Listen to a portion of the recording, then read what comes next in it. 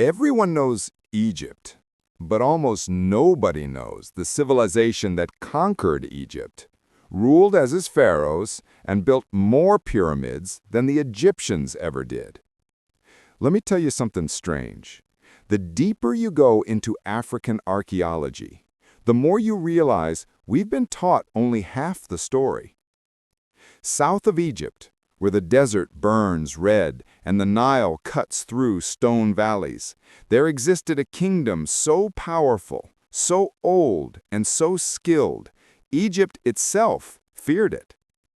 This was the Kingdom of Kush, a civilization that rose and fell in the shadows, leaving behind ruins that even today feel like they're trying to speak. Kush wasn't just south of Egypt. It lived where the Nile becomes unpredictable, shallow in some areas, roaring in others, full of rocks and rapids that could smash boats. This natural barrier made Kush difficult to invade, but perfect for building a kingdom protected by nature itself. People settled here because of the Nile's life-giving floodplains, but they survived here because they adapted faster than anyone around them. Here's where the story gets crazy. 2500 BCE, Kush is already forming its identity while Egypt is building pyramids. 1500 BCE, Egypt invades, but Kush doesn't die. 800 BCE, Kush rises again, stronger than before. 750 BCE, Kush conquers Egypt and rules as the 25th dynasty, the Black Pharaohs. Think about that. The so-called backward south marched north and took the throne of the mightiest empire of the ancient world. Let's travel to Napata, the beating heart of early Kush. This city sat beneath a sacred mountain, Jebel Barkal, which Egyptians believed was home to their god Amun. When Kushites took control of the region, they didn't erase Egyptian religion. They mastered it. They ruled using Egypt's gods, Egypt's symbols, but with African identity at the core. They didn't imitate Egypt. They absorbed Egypt. And then comes the turning point.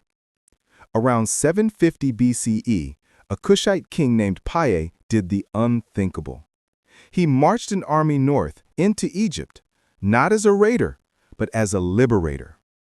Egyptian cities surrendered. Priests welcomed him. Architecture flourished again. Suddenly, the world was ruled by African kings whose culture blended Kushite roots with Egyptian prestige.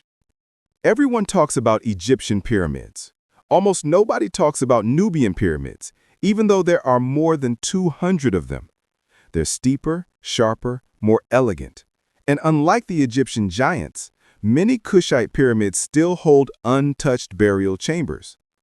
One of the mind-blowing parts of Kushite history is the Kandakes, queens who ruled as equals or even above kings. One queen, Amane-Renes, fought the Romans, and Rome backed off. How often do you hear history class talk about African warrior queens who defeated an empire? Kush didn't just borrow writing from Egypt, they invented their own. Meroitic script, still not fully decoded. Imagine entire books sitting in front of us, waiting to be understood, but locked behind an ancient language we haven't cracked. Kush was wealthy because it controlled Nile trade routes, iron production centers, gold mines, ivory, incense, gemstones. People always ask, why was Kush so rich? Because they had everything Egypt needed, and Egypt knew it. When Napata faded, Kush didn't collapse, it shifted. The capital moved to Meroë, near vast iron deposits. The city exploded with industry, furnaces, workshops, temples, palaces. Some archaeologists call it the Birmingham of the ancient world. At its peak, Kush mastered advanced metallurgy, monumental temple building, long-distance diplomacy, astronomy tied to Nile flood cycles, and a complex social hierarchy. This wasn't a side civilization, it was a powerhouse. Civilizations rarely fall because of just one thing. Kush had several problems hitting at once. Climate stress, droughts weakened the Nile. Trade wars, Egypt collapsed so the market shrank. Environmental damage, forests near Meroë were cut for iron furnaces. Shifting routes, Red Sea trade bypassed the Nile. The great cities didn't fall overnight.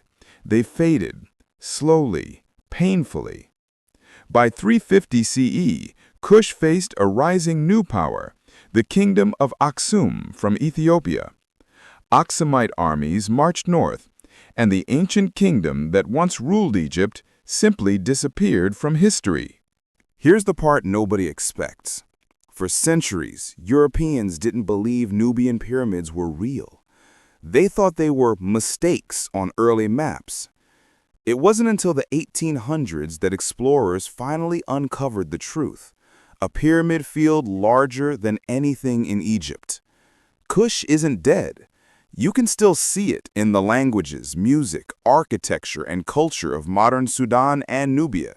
Families trace lineage back thousands of years. Temples are still honored. Pyramids still stand.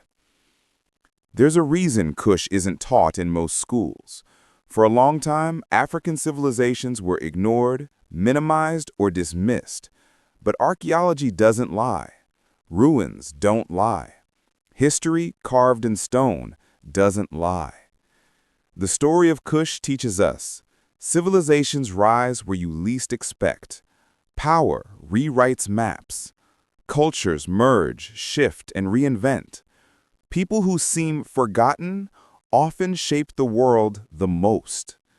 Kush didn't fail.